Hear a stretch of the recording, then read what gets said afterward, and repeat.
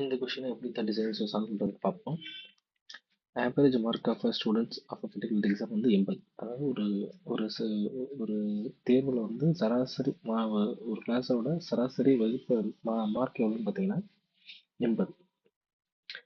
If 5 students whose average இந்த exam 40 excluded, அப்போ தான் 5 ஸ்டூடெண்ட்ஸ் வந்து ஆவரேஜ் வந்து 40 இருக்குது. அதை வந்து எடுத்துட்டோம்னா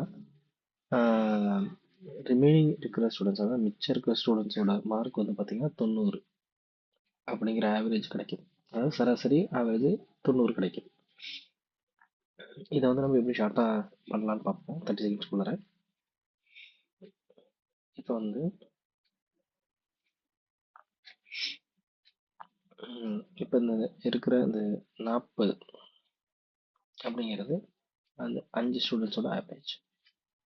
அதே மாதிரி இந்த 90ங்கிறது ரிமைனிங் இருக்கிற ஸ்டூடெண்ட். ஸோ இதோட டிஃப்ரென்ஸ் பாருங்கள். இதோட டிஃப்ரென்ஸ் என்ன? 50. 50 வந்து 5 ஸ்டூடெண்ட்ஸுக்கு பண்ணால் 250. இப்போ ஓல்டாக ஒரிஜினலாக இருந்தது 80, நியூவாக இருந்தது 90. ஸோ இதோட டிஃப்ரென்ஸ் 10. 10. ஸோ 25 ஸ்டூடெண்ட்ஸ் எழுதியிருக்காங்க.